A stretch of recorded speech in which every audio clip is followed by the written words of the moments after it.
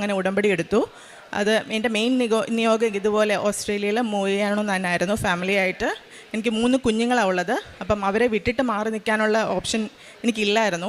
ഒരു ദിവസം ഞാൻ സ്വപ്നം കാണുവാണ്.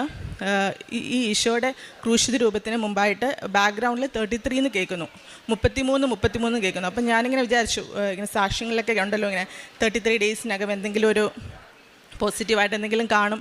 പക്ഷേ എനിക്ക് മുമ്പായിട്ടൊരു ദൂതനെ ദൈവം അയച്ചു. എനിക്ക് വേണ്ടി ഒരു ദൂതൻ ചെന്ന് ഒരു സ്പോൺസറിൻ്റെ കോണ്ടാക്റ്റ് വന്നു. ആ ഒരു ഫ്രണ്ട് എംപ്ലോയറിനോട് സംസാരിക്കുകയും എന്നെക്കുറിച്ച് ഉള്ള കാര്യങ്ങൾ ബ്രീഫ് ഡിസ്ക്രൈബ് ചെയ്യുകയും ചെയ്തു.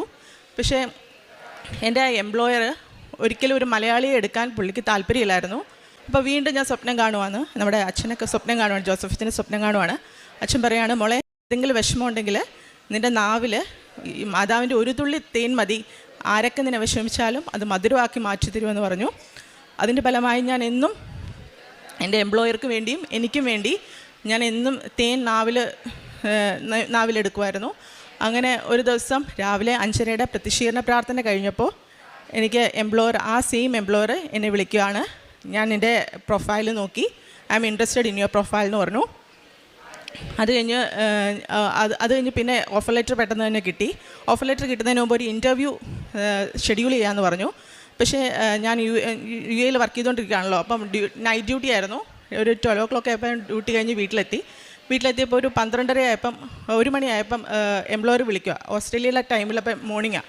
അപ്പം അവർ വിളിക്കുകയാണ്, ഇൻ്റർവ്യൂ ഷെഡ്യൂൾ ചെയ്യാൻ പോവാണ്, നീ ഇൻ്റർവ്യൂവിന് റെഡി ആയിക്കോളാൻ പറഞ്ഞു. കോൾ ചെയ്യായിരുന്നു, വീഡിയോ കോൾ പോലും അല്ലായിരുന്നു, വെറുതെ കോൾ ചെയ്തിട്ട് എന്നോട് ചോദിച്ചു, നിനക്ക് എത്ര വർഷം എക്സ്പീരിയൻസ് ഉണ്ട്? രണ്ടാമത്തെ ക്വസ്റ്റ്യൻ എന്നോട് ചോദിച്ചത്, നീ ക്രിസ്ത്യനാണോ? അപ്പം ഞാൻ പറഞ്ഞു ക്രിസ്ത്യനാണ്. നീ ക്രിസ്ത്യൻസിൽ എന്തെല്ലാം പ്രാക്ടീസസ് ആണ് ചെയ്യുന്നത്? ഹോളി മാസ്, ഹോളി റോസറി ഒക്കെ ചെയ്യാറുണ്ടോ എന്ന് ചോദിച്ചു. ഞാൻ പറഞ്ഞു ചെയ്യാറുണ്ട്. Okay, you are selected. ഇതായിരുന്നു എൻ്റെ ഇൻ്റർവ്യൂ. ഒരു ഓസ്ട്രേലിയൻ എന്ന് പറഞ്ഞ കൺട്രിയിൽ ഒരു ഫാർമസിസ്റ്റിൻ്റെ ഇൻ്റർവ്യൂ എന്ന് പറയുകയാണെങ്കിൽ പല സബ്ജക്ട്സ്, പല സിനാരിയോസ്, എന്തെല്ലാം ക്വസ്റ്റ്യൻസ് വരാമെങ്കിലും പരിശുദ്ധമ്മ എന്നെ light waiting, not by merit but by grace എന്നുള്ള ഈ 2 കാര്യങ്ങളിലൂടെ എന്നെ മുന്നോട്ട് കൊണ്ടുപോയി. അത്